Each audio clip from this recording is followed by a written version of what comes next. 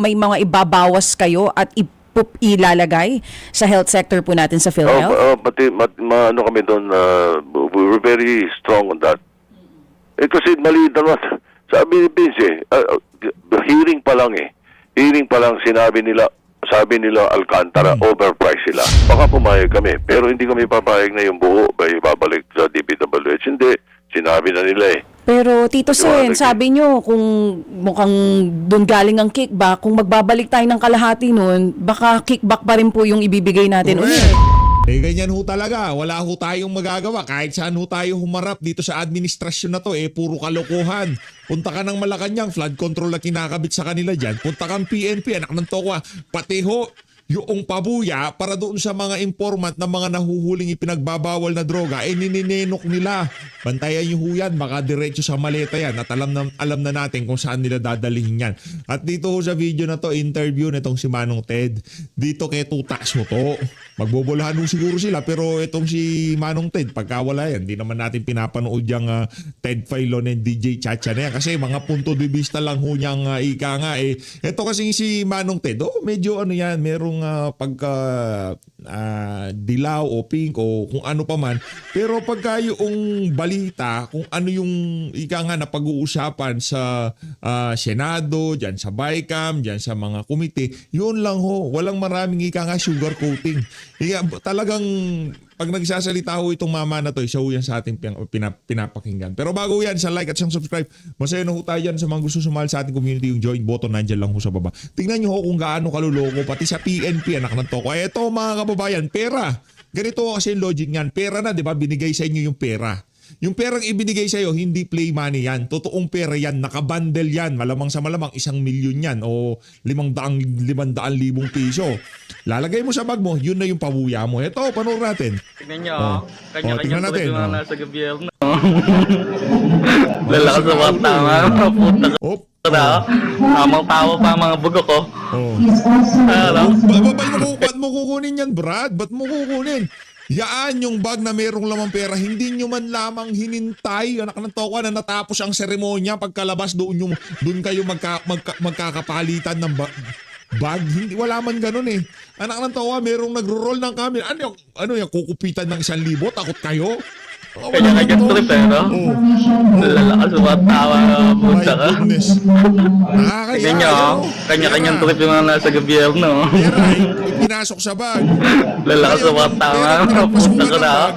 Tamang tawa pa ang mga bugo ko. Kinuha niya yung bag. Kanya-kanyang trip. Pinalik niya doon sa kulay itim na... Hindi ko naman sinasabi na pagka meron kayong nakikitang illegal, huwag nyo na isumbong. Pero kung sakaling isumbong nyo, huwag na kayong umasa na makakakuha ng pera. Malamang sa malamang, bibigyan kayo ng pammeryenda. 1,000, 2,000. Pero yung 1,000,000, anak ng tawa, pagki-Christmas party nila yan. Eto mga ilang larawan na kumakalat ngayon sa social media sa mga naghahanap dito kay Senator Bato de la Rosa. Matagal na ho natin siyang hindi nakikita. Kaya naman, Senator Bato de la Rosa, ayan ho ang ilan sa mga larawan na kumakalat ngayon sa social media na kung saan namataan itong si Senator Bato na kasama ang kanyang abogado, si Attorney Strailito Torreon. Hindi rin naman natin personal nakakilala itong si Senator Bato de la Rosa. At ito lang ang masasabi ko sa iyo. Huwag kang magpahuli sa mga adik, Senator Bato. Huwag kang magpahuli sa mga adik. Bumaliktad ngayon ang panahon, yung mga dating nanghuhuli sa mga adik, siya naman ho ngayong hinahabol ng mga adik. Huwag kang magpahuli, Sen Bato. Huwag kang ika nga yung mga adik na yan, kailangan hindi natin mabigyan ng pagkakataon yan para mapadala kanila sa The Hague, Netherlands. Okay? Nasa likod mo ang sambayan ng Pilipino. Dito sa PH Update, suportado ka namin, Sen, ha? Alam mo naman yan, no? Hindi natin kakilala yan. Pero yung pagsuporta natin dyan, isa sa mga pinagkakatiwalaan ni dating Pangulong Rodrigo Duterte. At hindi yan pagkakatiwalaan ni dating Pangulong Rodrigo Duterte. Kung una sa lahat, nagdodroga yan. Nangungurakot yan. Ano yan Yan yung yan, mortal sin yan pagka kadikit mo si Digaw tapos ginawa mo yan dalawa na yan. Nangurakot ka at na-involve ka sa illegal na droga. Nako, malamang sa malamang hindi magiging tauhan ni Tatay Digong yang mama na yan kung meron ho siyang problema. Ika nga. Dito ho tayo, punta na ho tayo dito kay Manong Ted Filon. Wala ho tayong maraming pag-uusapan dito sa video na to. Papakinggan lang ho natin yung naging talakayan nila nitong si Senate President Tuta Soto. Alamin ho natin kung anong nangyari dyan sa BICAM dahil ika nga marami hong nakapansin sa mga kabalbalan na nangyayari ngayon dyan sa Vicecam na yan. Sen, good morning, sir. Yes, sir. Good morning, Kong Ted. Good morning. Magandang umaga po sa inyo lahat. Opo, salamat po. Mabuti po. Nandiyan kayo kasi ang daming tanong ni Chacha. Oo Go, nga, oo. Tito Sen, anong oras po ba Okay kayo? lang po yun. Marami po ako sagot. Yun, Tito Sen, nakubuti nagising kayo kahit napuyat kayo kagabi. Anong oras po ba kayo natapos? Hindi. Yung BICAM, maaga akong nakaalis eh. Yung di naman, nagmamonitor lang ako eh. Hindi naman ako participant at kaya nga binabantayan lang natin. Yung sila mismo, yung BICAM panel ng both sides, bago almost 2 o'clock, 2 a.m. Basta kaperahan ho talaga kahit na magpamorningan sila dyan yung mga congressman at senador na yan walang problema sa kanila, di ba? Basta kaperahan ang usapan kahit na magpamorningan tayo dyan, basta mapasok lahat ng insertion ng mga walang yang congressman at mga taga-Malacanang, okay lang yan. Ang bagong tawag dito, king and queen ng insertion ngayon si Boji D at itong si Mika Swansing. Yan. 2 a.m. na, oo. Sige po, Tito Sen, dito po sa usapin ng 2026 National Budget, deadlock nga po ngayon sa BICAM, yan ang term na ginagamit nila dahil ang daming issue yung MAIFIP, nandyan din yung issue ng farm to market roads, may mga nagpapalutong din ng issue dito sa napakalaking budget ng DepEd. So, ngayon po na deadlock po sa bicameral conference, DPWH budget, wag din natin kalimutan, may nakikita po ba kayong middle ground dito or kagaya po na sinasabi ng ibang mga senador, kung hindi ito mareresolba, talagang reenacted budget po tayo?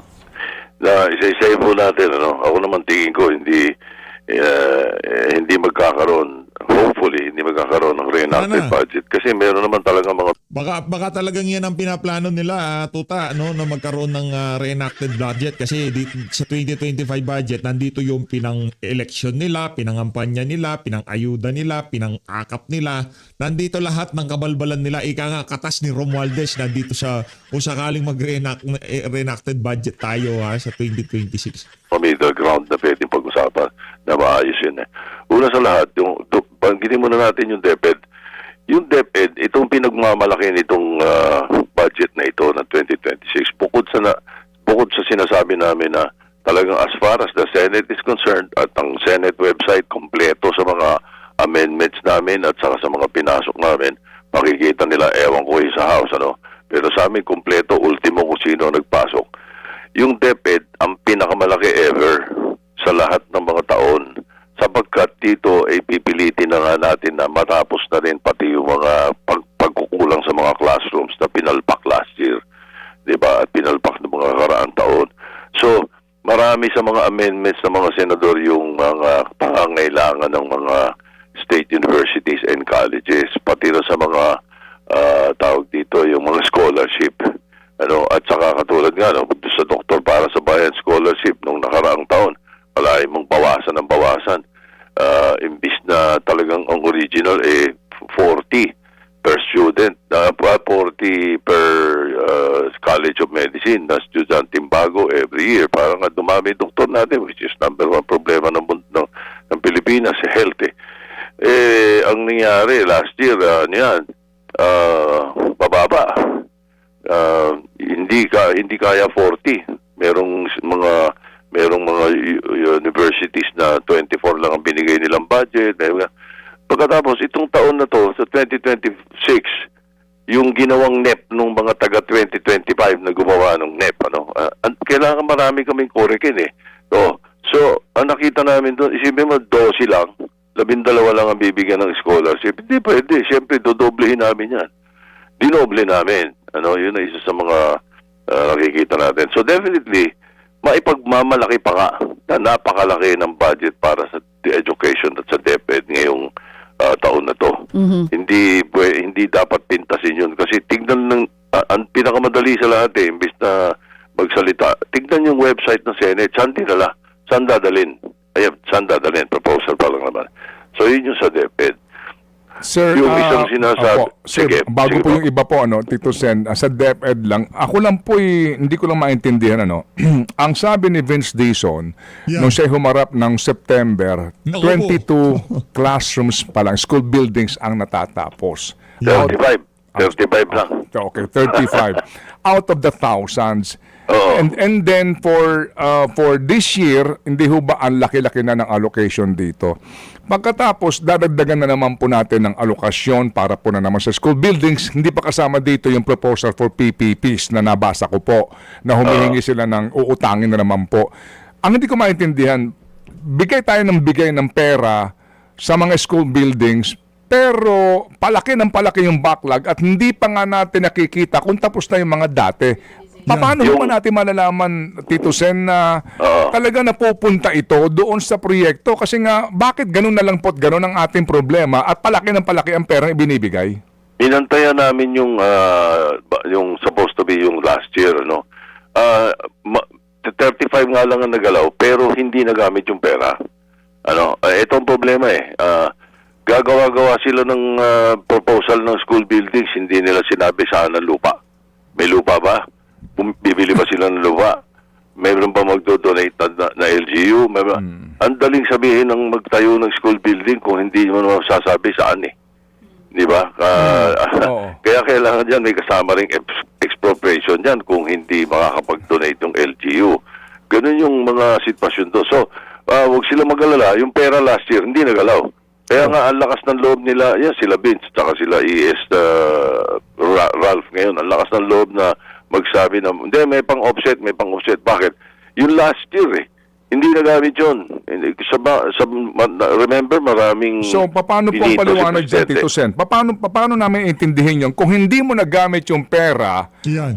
last year, tapos may balance pa, ba't mo naman, di ba automatic yan? Kung hindi nagamit, so ibabawas mo na sa proposal. Babalik mo sa Hindi, bumabalik lang sa general fund, supposed to be yun. At saka remember, Ted, okay. bukod sa general fund na bumabalik yun, totoo no, nakakabawas doon sa utang lang natin yun kasi hindi naman nagagamit yung pera, hindi lumalabas. So wala talagang, nakabawas lang doon sa inuutang natin. So uulitin mo yung appropriations dahil yung pera hindi nagasta, ibabalik doon sa National Treasury. Iba naman, yes, more or less, babalik yun sa National Treasury. Pero yung ngayon, di ko ma-i-explain kung ano nangyari sa kanila. Ba't paulit-ulit kung hindi rin pala nai-implement? Bakit pa sila binibigyan? Ngayon, di ba pagka binigay sa ahensya yan, di ko alam kung ano yan, naging issue na rin ata yan Yung mga fund na yan, nagtutubo yan. Merong interest yan kung saan man ilalagay yan. Di ba? Ngayon, yung interest na yun, saan napupunta yun? Di ba? Pambihira talaga. Nila last year. Baka talagang pinaparada lang nila yung mga billion dyan, tapos yung interest, yun ang nininenok nila para mas malinis. Ika nga, kwentas klaras. Kung anong kinuha namin, yun ang ibabalik namin sa inyo. Ganun ho ba yun? Hindi natin, marami ho kasing maraming, napakaraming kalokohan dito sa administrasyon na to. Kaya pati yung ultimo mga malilit na detalye na kung sakaling ibinigay sa ahensya, natural, binigay yan sa ahensya, natural, kukunin yan ng ahensya. Idideposito ba yan sa isang bank account? Ipapahawak ba yan kung kani-kanino? Magtutubo ba yung mga pera na yan? Yung mga tubo niyan dahil isang taon yan na nakaparada sa isang bangko na hindi naman pala gagamitin pero binigay, saan napunta yung interest? Yung tubo, natural, i-deposito yan. Magkakatubo yung mga yan, di ba? Except the fact na sinasabi ko nga na lista lang ng lista. Paggawa ng supposed to be ng mga school buildings, hindi naman nagawa. Bakit? Kasi walang lugar puro pangako sa mga local pangako sa mga district, pangako sa mga sa LGU, pero hindi naman magalaw. Pero this time, it's not concentrated, the budget's not concentrated on school buildings. It's the general approach on education. Pero siguro baka hindi ko kayang i-detalya lahat, hindi ako ang vice chairman o hindi ako ang chairman ni Sherwin dito pagdating sa education, but that is as far as I know na nire-report nila sa akin. Kaya yun ang alam Okay, kong sige po. explanation to sa Sige, DepEd. Oo. sige, Gusto after nila education. palaganapin at mas maraming mga scholar ang matanggap. Okay, sige Tito po. Sen, anong sagot po ninyo doon sa sinasabi ni Senator Amy Marcos na bibigyan natin, dadagdagan natin napakalaking budget sa pagtatayo ng mga silid-aralan pero ang utilization rate lang daw po ay 23%. Ano pong tugon Yung niyo? nga yung last year Ano eh. yun? Okay. Oo, na hindi O nagastos. yung nga yung last year eh. Oo. Tingnan natin kung mauulit ngayon o hindi. Pero Tito Sen, Sapagkat natuto na sila, natuto na rin kami, natuto na Executive Department kung ano mga pagkakamali ito sa lagay ng lagay. Hindi naman pala kayang oo. gawin. So confident po kayo na ngayong taon under the leadership of Secretary Angara, hindi na po mauulit itong utilization na 23%. Oo, nakabantay kami dito. At saka di namin papayagan lalabas ang pondo dyan. This Siguro yung sinasabi nila diyan yung ibang yung mga ibang budget diyan yung panahon nitong si Vice President Sara Duterte. Malamang sa malamang ito hindi official na to ni VP Sara kasi kung ako si VP Sara ang sinasabi kasi ang issue diyan sa mga project na yan, naglalagay ng pondo ang Committee on Appropriation sa House of Representatives. Kaso ang gusto nila, for example, yung 5 million na sinasabi ni VP Sara pampagawa ng mga classroom, ang may control daw doon, yung mga congressman, si Saldico at Martin Romualdez. Di umano, sabi nitong si Vice President Sara Duterte. Kaya siguro hindi na rin pinakialaman yung mga pondo na yan kasi alam ng mga kung sino man ang tao dyan sa Department of Education, nininokin din yan. Diyan kasi nag-ugat ang away nitong si VP at ng mga taga-House of Representatives. Gusto nila magpasok ng 5 billion diyan sa Department of Education pero yung 5 billion na yun, sila lang ang may control. Sila lang pipili ng contractor, sila magpapagawa. Yan ang sabi ni VP Sara. Yung 5 billion kay Martin Romualdez at kay Saldico daw. Di umano. This time, we really have to exercise oversight. Kanino pong pagkukulang yun? Oversight. Ano yun? Oversight nyo kung naibigay na ba yung SOP? Pabantayan daw. Pabira. Yun, bakit nagkaganoon? Last year, Yung pong sa ahensya, opo. ako tingin ko yung lista yung yung legislators eh. Lista legislators di naman kayang gawin eh. May pera para sa magtayo ng school building. Saan? O palagi mo sa Taguig o sa Quezon City. Saan doon? Oh, sige po. At May least, lupa ba? at least malinaw Diba? po ngayon. Tito Sen, binabanggit niyo po na talaga kayo, very confident din kayo na hindi ito mauuwi sa reenacted budget. Pinagmamalaki niyo itong DepEd budget. Aside from that, ano pa po yung middle ground natin? Halimbawa, yung una na yung sa DPWH budget. Ano po ang magiging stand doon ng Senado? Is it talaga bang kayo ay firm? Hindi natin ibabalik yung 45 billion pesos? O ngayon na umami na po si Sec Vince na nagkamali na po siya, ibibigay po natin ito. Hiningi namin yung talagang actual computation na nakikita natin, lumalabas na makakat namin ng mga 20 plus yung mga 20 billion plus yung sa DPWH, based on doon sa mga presentation niya ngayon na mukha namang mas accurate ito kaysa sa yung una medyo kumbaga the word is swashbuckling eh. Sige, 20% all over. O 25%, alisin natin. Madali magsalita ng ganun. Nung gawin yung computation maraming lugar na like for example, let's say Polillo Island o ibang mga lugar na mas mahal ang pag-deliver ng semento, mas mahal ang bakal, dahil sasakay ng barko or may mga iba delivery. So, nung kinumpute nila ng ganun, makikinabang, mailalagay dapat doon sa mga mga regions na mas pakinabang dapat at meron namang mas bawas. So lumalabas ngayon, at least, at the very least, tama Senado, mahigit mga kalahati doon kaya nating alisin. At ang usapan, I think they will finalize tonight, pero ang report sa akin ni Senator Gatchalian, at dito kami papayag only kung yung aalisin ay ilalagay sa PhilHealth o sa DOH o sa UHC. Okay, doon. Let's say mga 50 o 16 billion. Sabi ni Pia Cayetano, 16 billion daw ang kulang no sa budget ng PhilHealth eh. O aalisin namin na 16 billion doon sa DPWH nila at ilalagay natin doon sa PhilHealth. Oo. Buo na siya. Okay, ngayon, yung balance, kung may matitira pa, ang request na lang ng Executive Department ay ilipat sa NDRRMC para doon sa mga lugar na tinamaan ng na tinamaan, pandagdag pa doon sa mga tinamaan ng bagyo at maaari pang tamaan ng bagyo. Yun ang magiging paglilipat doon. Siguro pagka nagkasundo sila doon, hopefully mamaya, then mapipigil na yung deadlock. Oo. So, tama po ba yung pagkakaintindi ko, Tito Sen? Firm pa rin kayo na kung ano na yung una na ipasa, yun na yun? O may mga ibabawas kayo at ilalagay sa health sector po natin sa PhilHealth? Ano kami doon, we're very strong on that. Kasi mali naman. Sabi ni Vince, hearing pa lang Hearing pa lang sabi nila Alcantara, overpriced sila. Yan. Di ba? Maliwanag. 90%, 90% overpriced na substandard pa. Ganon ho yung pagkakakwento. Kasi yung nenok, yung pagnanakaw, isinasama na yan dun sa original budget. 4 na piso ang project, gagawin ho nilang 4 peso yan. Diba? 4 piso. Para yung kahit na magnakaw sila ng 2 piso, walang problema kasi original price, 2 pesos lang. Ngayon, hindi daw overpriced across the board. Kaya kailangan ibalik yung budget na ginawa nitong si Manuel Bunuan. Palakpakan! Pambihira. Parang yun overpriced sila. Tapos doon ang gagaling yung kickback yung doon kickback yung legislator or kung sino man yung proponent di ba? Di ulisin natin.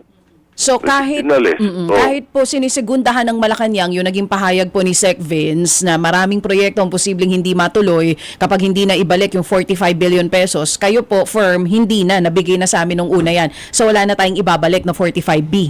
Oo, ano na yun, baga sa at least kalahati nun hindi kami papayag. Yun ang pinaka middle ground na pag-uusap. Actually, kahit ikalahati, Sen Kung sabi na natin 40 bilyones yun, dapat 10 bilyon lang ibigay dyan. Additional, yung 30 bilyones, huwag nyo nang ibigay yan. Alam nyo na nananakawin lang yan. Mapupunta lang sa bulsa ng mga congressman at mga taga-Malacanang yan, Sen. Pambira. Sapagkat yung computation na bago ni Senator Dizon, ni Secretary Dizon, ay justifiable, baka pumayag kami. Pero hindi kami papayag na yung buo ay babalik sa DPWH. Hindi.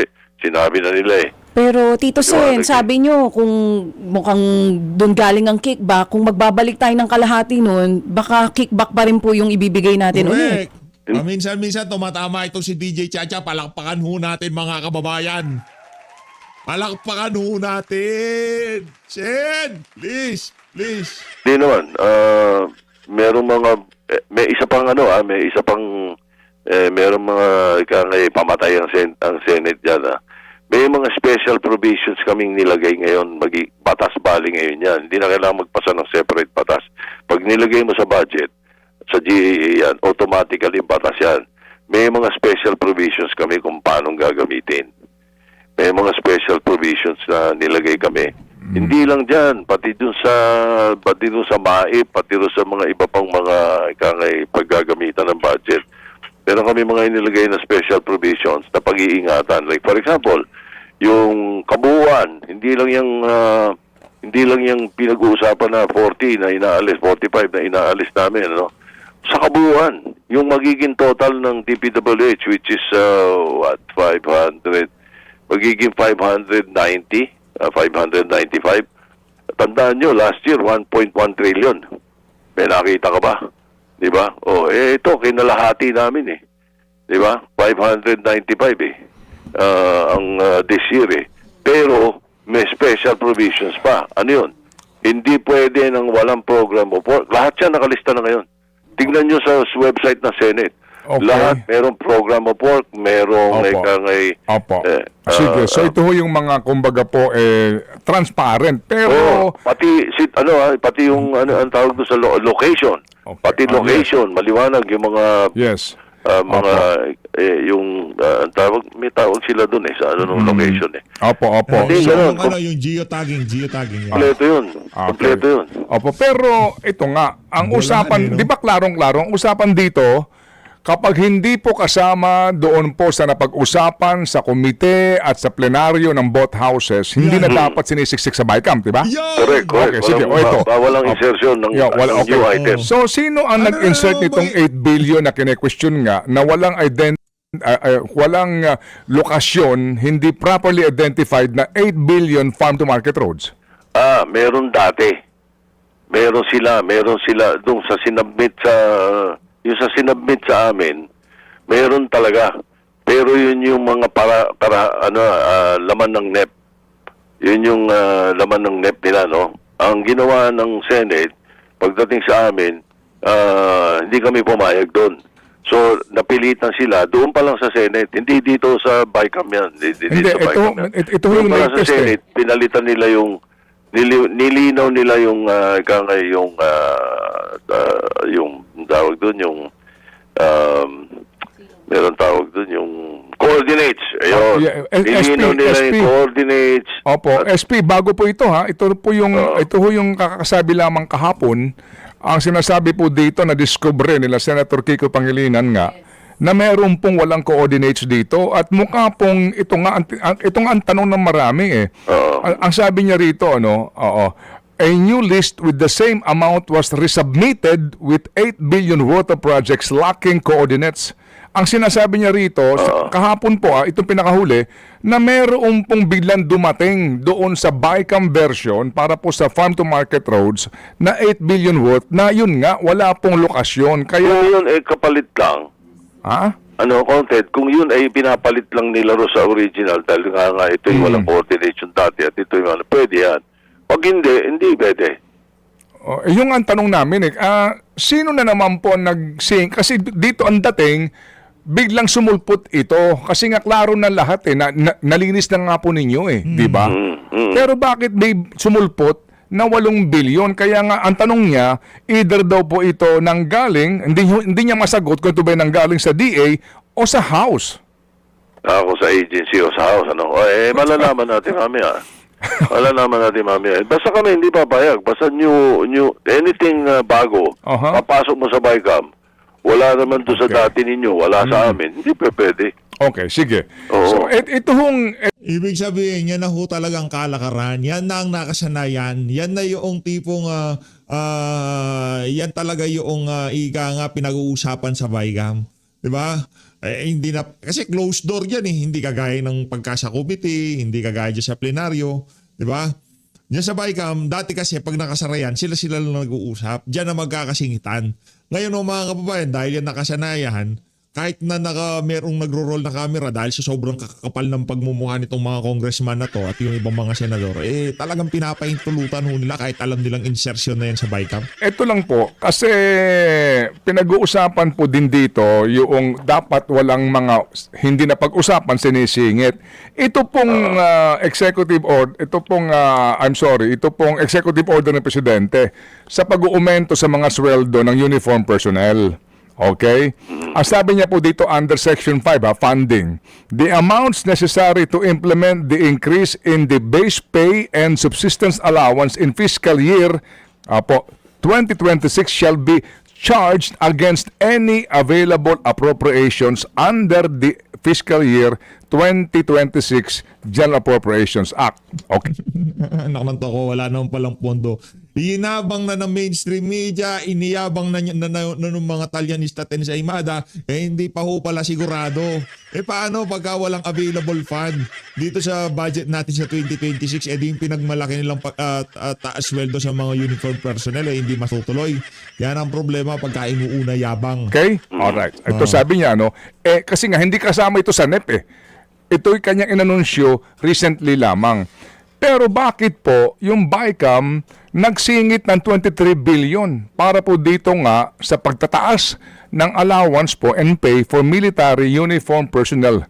Saan hinugot ito? Kung meron kang dinagdag, meron kang inilaanan ng 23 billion, may pinagkunang ka. Ba't nangyari ito? Ang explanation sa amin ni Senator JB dyan, dahil siya ang in charge dyan sa party na yan, nasa Senate version yan, nasa Senate intervention yan to increase the subsistence allowance ng uniform personnel from PNP, BJMP, BFP, at saka Philippine Coast Guard. Mm. Yun ang pang-explanation ni JB diyan. Mhm. Narinig ko rin yan, nabanggit yan eh. Alam mo, Ano yan, isa yun sa pampalubag loob. Kasi kung yung mga matataas na rango, nabigyan sila ng mabibigat na maleta. Ito naman siguro, hindi, suitcase lang pala, suitcase. Suitcase para doon sa mga opisyal ng AFP, PNP o kung sino man siguro. Diba? Siyempre, alangan naman wala yung mga nasa mababang rango. Yun, taas sweldo ho yung sa kanila. maganda, pagka mayroong details na hindi ko nalilinaw sa inyo, pinakamaganda ay si Sherwin o yung isa sa mga chairman ng particular issue na yon ang makausap natin. Kung Kasi papayag. katulad yan, alam ko yan eh. Alam ko yan dahil kinento nila sa akin yan. Nire-report nila sa akin siya yung nangyayari eh. Yung sinasabi niyong yan ay nasa Senate version na yan. Nandun yan. Walang tayong maliwanag ito. Kung ano man yung pinapasok nila dyan sa BICAM na yan, hindi maaaring hindi napag-usapan dyan sa Senate or napag-usapan sa House. Yun ang standing order ko. In other words, pag may papasok silang ganyan, at pagkatapos wala naman sa usapan, hindi pwede. Pag pinilit, deadlock tayo. Ganun lang kasimple sa amin, ganun ang stand namin. Kaya gustong-gusto nga namin na malinaw ito. Isang araw may sinasabi yung isang congressman na kung ano daw, may mga pinasok daw kami, mga individual. Yung isa sa mga pinagtatalunan nga pala, no? Yung malaki daw yung mga individual amendments ng mga senador. Hindi kami individual amendments. Karamihan sa mga senador, institutional amendments, yung sa national defense, yung sa mga, yung mga ganun, ano? Pagdating sa, at makikita nyo sa sa website nga, tingnan nyo isa-isa katulad yan, yung DPWH. May ilan sa amin. Ako na lang, ako the best example DPWH, ang pinasok kong individual amendment, zero. Okay, opo. Ito po. Ito po sir. Diba? Wala akong tignan mo kung ilang bilyon ang pinag-uusapan nila sa kabila. Okay. Balikan ko lang po itong isyong ito, ha? Sir, kasi wala ito sa NEP. No, ito pong announcement ni Presidente tungkol po sa pagtataas ng Ako na magsasabi ha, hindi sa ayaw nitong si Manong Ted Filon para sa mga men in uniform na dagdagan ang sweldo nyo. Ang ano lang dito, kumbaga para ika nga maging klaro. Wala sa House version, wala sa Senate version, pero pagdating sa NEP, bakit isinisingit? Hindi ho sa ayaw niya. Hindi rin sa ayaw natin. Gusto natin mataasan ng sweldo niya. Ika nga, di ba? Para hindi sila mag-withdraw of support. Allowance ng mga military personnel tsaka uniform personnel. Wala po, no? Wala sa NEP. Alright. Ngayon, ang sinasabi po sa deliberasyon ng Kamara ng BICAM kahapon, sinasabi po ni Chairperson Micaela Swansing nga, no? Ang sabi niya rito na i-adapt na lang natin ito kasi nga ito po ay may kaugnayan na doon sa executive order ng Presidente. Okay. Sige. So, sir, ang Kongreso, kahit na walang pagtatanong man lamang doon sa lilikhain itong problema tungkol po sa magiging pensyon na ng mga retirado at yung binabanggit po na lalaki ang fiscal concern natin eventually dahil nga po sa alam po naman natin na ang pensyon ng mga militar ay GAA, no? Hindi ito GSIS o SSS. Specifically po, ito po ay provision ng GAA. Kahit na po walang ginawang pagtatanong dito ang Kongreso, sumang-ayon lang kayo sa utos ng Presidente, kahit na ang fiscal problem na lilikhain nito eventually sa atin, pagkalaki-laki. Hindi po. Nasa Senate version yan. Wala sa House. Wala sa House, pero nasa Senate. Pinag-usapan sa Senate yung committee ni Senator JB yan. Opo, kasi ang babala dito ng mga, di ho ba naalala po ninyo panahon pa ni Benjok, no? This is considered as an elephant in the room na malaki pong problema natin nga kasi nga taon-taon palaki ng palaki ang kinakailangan mong budget, tatalunin pa yung budget ng defense eventually sa pensyon ng mga militar. Nung araw pa, alam mo, baka blessing in disguise na naging executive secretary si Ralph siya merong solusyon dyan nung araw pa, nung nasa Senate siya. Siguro, gawin niya ngayon. Baka naman common sense na naman yun. Ha? Baka na naman common sense na naman yun. Ay, mahirap, delikado patay tayo dyan. Hindi, meron siyang dating solusyon doon eh, na merong part na ititigil muna, na parang, meron siyang ano eh, meron siyang solusyon dati, pero hindi ko Okay. kabisado eh. Opo. Pero definitely, nasa Senate version yan, meron na talaga sa amin Sige. na ganun eh. Intervention namin yun eh.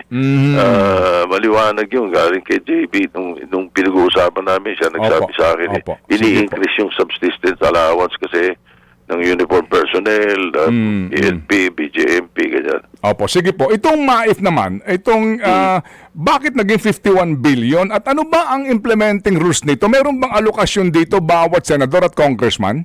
Ayan, meron pa rin may maganda kaming explanation dyan eh.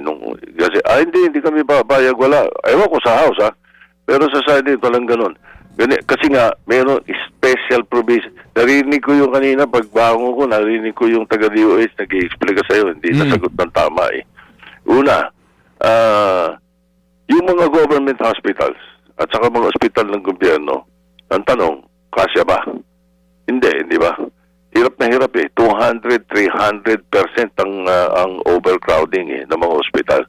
So, kailangan talaga gamitin ang mga private hospitals in the meantime na hindi sila nakakapag-expand ng kanilang mga mga ospital. Pati mga local government hospitals, kailangan makinabang dito. Okay? So, yun ang kailangan tulungan. Kaya, pati private hospital ngayon ay pwedeng gamitin. Pag hindi ka, imbis na naghihintay ka ng 1-2 buwan bago ka operahan sa local, sa government hospital, pwede ka na pumunta sa private with this.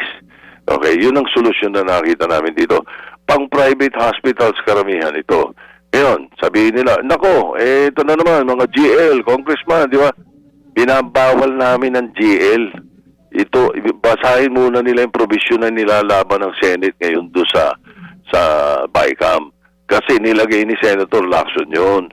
Ang provision dito, pati rin sa DPWH, hindi natin pag-usapan kanina, pwede natin balikan. Meron siyang nilagay na provision doon na hindi madaling kurakutin. Ngayon, itong MAIP, imposible na.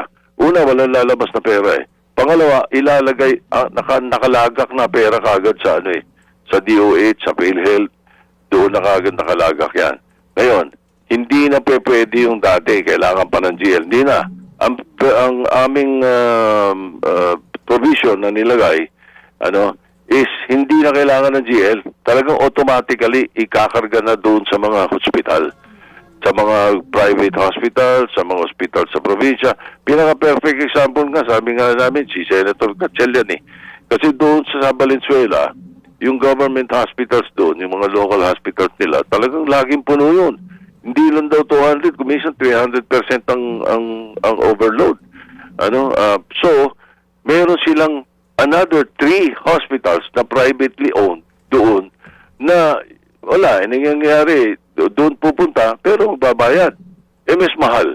Sa private hospital, mas mahal. Sige, so, sige mas po. kailangan yung pera para para doon. Sige, Ganun po yung opo. nationwide po yung gagawin. Okay. So, who will decide kung magkano per patient at kung magkano per hospital? Magkano kailangan niya?